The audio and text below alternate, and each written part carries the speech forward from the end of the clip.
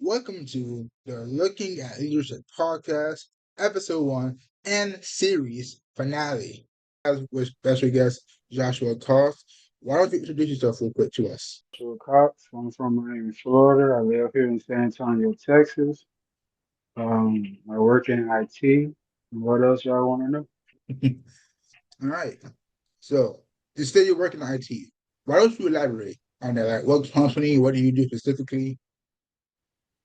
I do network administration. I create accounts, login accounts.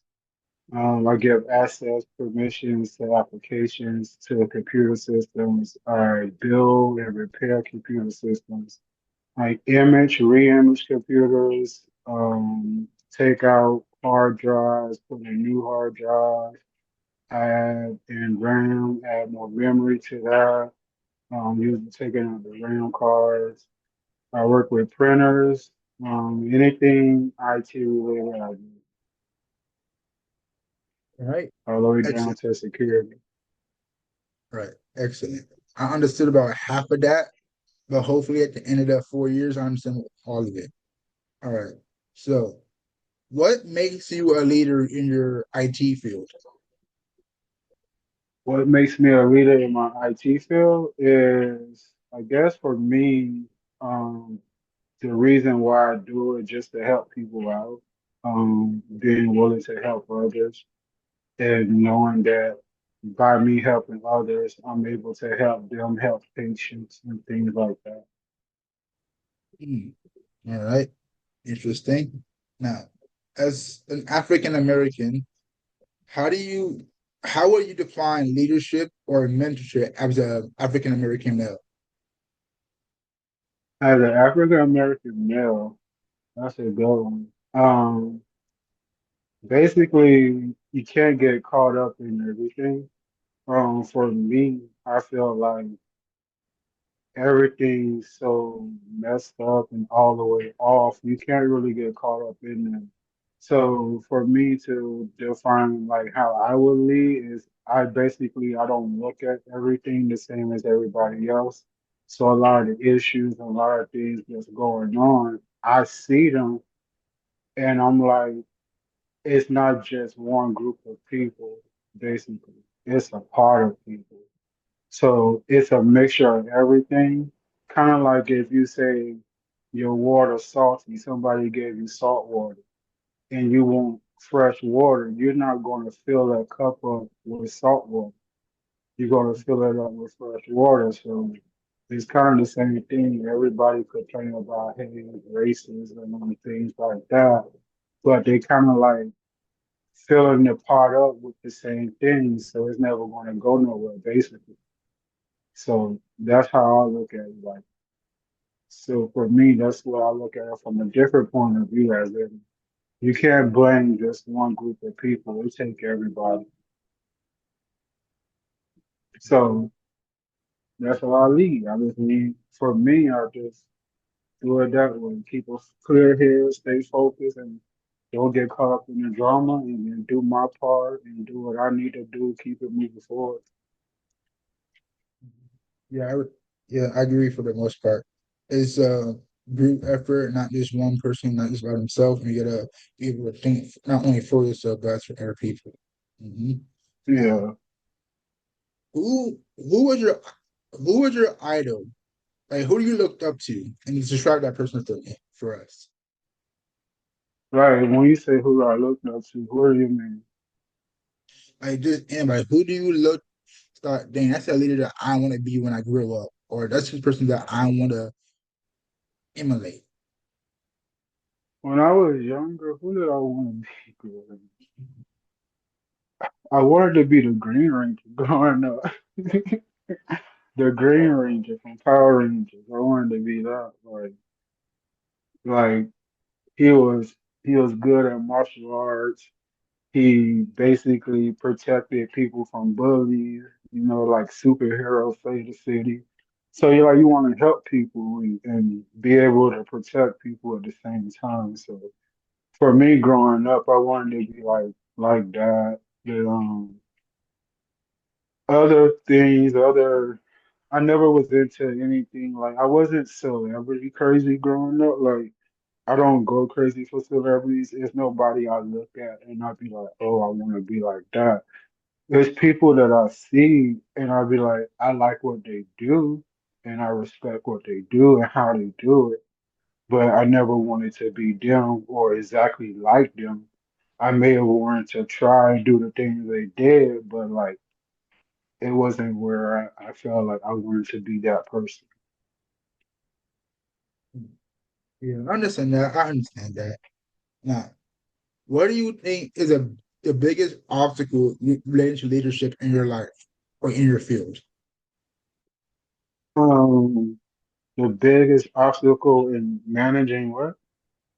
What is the biggest obstacle you think you had to overcome in relation to like being a leader or growing as a person? Caring about what other people think and feel. Um, it's to a degree where you do it and you do it with you have to have compassion and like empathy, compassion, and things like that. But there's to a point where you have some people that's just toxic, where they assume things without even asking questions, or they just think they know everything. So you give them a fair chance, but at the same time, it's just at some point you're gonna have to just do you and not worry about what nobody else thinks. As long as you know you're doing the right thing. So just not worrying about what other people think as long as you know you're doing what's right. Now, if you're doing something wrong, that's different. Yeah, I can relate to that. I've been like self-conscious of myself and how I would think since I was like in middle school basically. Almost everything Yeah, I did or tried to do it was to emulate what other people thought was good or what other people thought like cool and not what I thought. So I definitely relate to that experience and that feeling. And now, yeah. But you still want to be mindful. Like you don't want to be rude about it too. So you want to be mindful of their feelings, but at the same time, you can't let it hold you back from doing what you got to do. So probably you want to communicate with them. So that's one way of being mindful. It's just communicating with them and let them know what your intent is. Like, don't let them have to guess what you're trying to do or what your purpose is. Like, just let them know straight up.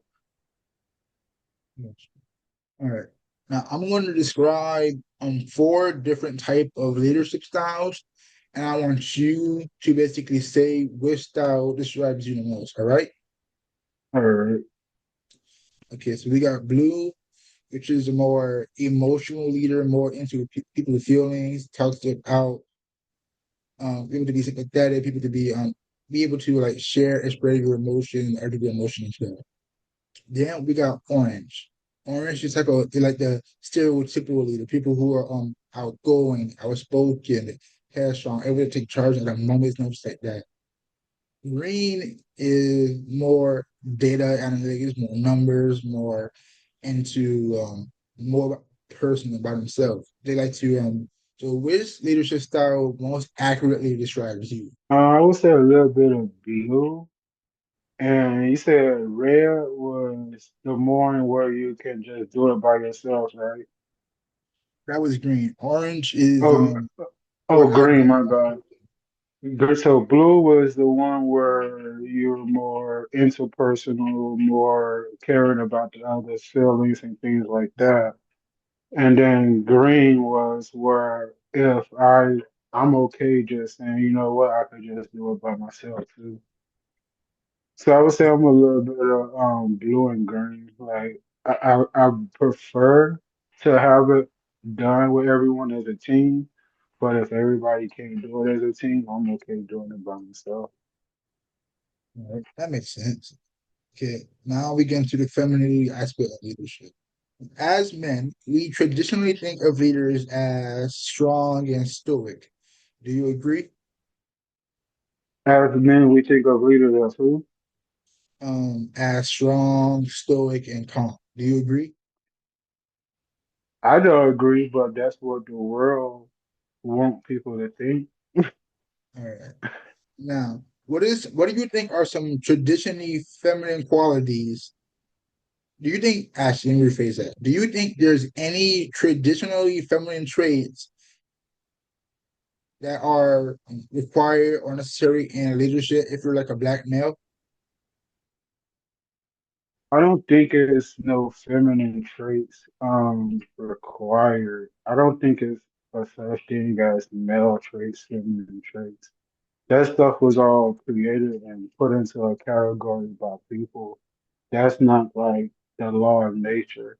So if you ask me that, that's like me saying that um you have to, if you was to let things go natural like how it's supposed to go, none of this stuff would be the way that it is. Everything is put into a category by people. So I don't think it's a feminine um part, but I do think that people look at it like that, like they look at it like this is a man's job or this is what a woman's supposed to do, but really there's no real laws to what is natural. Everything else is just what we was told to think and believe, and so it's kind of like that's the way that it is. No, I don't think so. I don't think you have to be feminine to be a leader, but at the same time, I do think that it's okay for women to be leaders. Like I do think that if a woman was a leader, she could do a job just as good as a dude can. So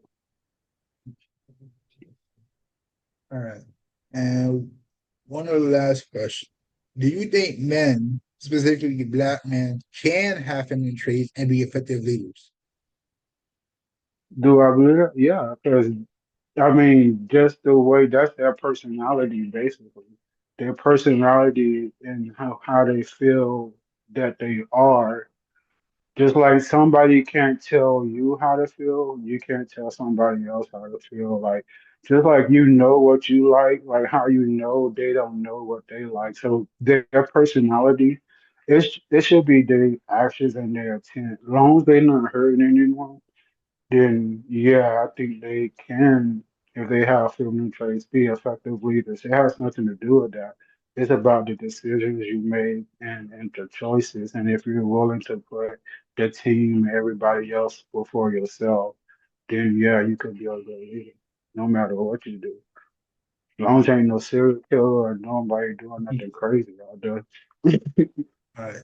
And our very last question for the podcast. What are other aspects of your life that may influence your leadership or mentorship style? Because I guess you for, mentioned I'm sorry. cartoon. Oh, oh, you answered the question. You continue. Oh no, you saying what was the last question? What are other aspects of your life that may influence your leadership or a mentorship style? So as you said earlier, you watched a lot of cartoons growing up. You weren't really into celebrities, but you were big into Uh, movies.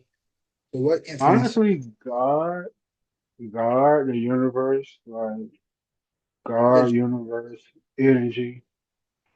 Right? Um, so for me, the way I think about it like this. People see the world like from a box, like in a box. All they know is what they see from the surface. They can't see nothing else. For me, I would say like if you can close your eyes, right, and picture looking at the earth from space. Now, if you see Earth from space and I picture the end of space, like the distance in between that from the Earth and the distance between the end or the edge of the universe, that's a lot of space and a lot of distance. But if you can imagine that, like if you can picture and imagine that distance, to me, that's how free we are to think. Like we could think as free as that. Like we're allowed to think that free. But here, like how it is, and we were taught to like you can only think a certain way. So it's kind of like they want to keep your thoughts in a box and control the things you think when you actually is free to think as deep as space goes. So being able to have an open mind and to think for yourself and to see that a lot of the stuff that's the way that a lot of stuff is shouldn't be that way. And you don't have to participate in it. So for me, I would say my thoughts come from like God and just seeing the way people interact with each other, growing up around different race of people. They all do the same thing. Nobody does nothing different, even though we told that, oh, this group does that or this group. That's not true. Everybody do the exact same thing. They may do it differently, but they still do the exact same thing. Everybody have the same wants, the same desires. So yeah, just knowing the truth and not getting caught up in everything else, I would say. It's what influenced me as a kid until now is just knowing that I don't want to get into no trouble. It's not worth it. It's not worth the energy. And there's always some better, you always can make better decisions and better choices. So All right. you just That's gotta have an open mind. and this is my actual last question for you now. In terms of religion, do you think religion has a part to play in black male leadership? And if so, Religion? how big? I think so, but I do think a lot of people use it wrong too. Because for me, I don't, you can't use religion to tell people how to feel or what they should feel. Um, I think you should respect all people beliefs. So it don't matter if they don't believe the same thing you believe. You should still respect them for what they believe and not put down what they believe and understand because it's different from what you believe and understand. So I don't think you should argue about that. I think it should be done through your actions. Because a lot of people can talk and say words and they could pretend. You have people that's bad, but they good at pretending to be good. So you have things like that. So does it play a role? It can if it's done the right way, but I do see people do it the wrong way too. So I don't think it should if they don't respect it.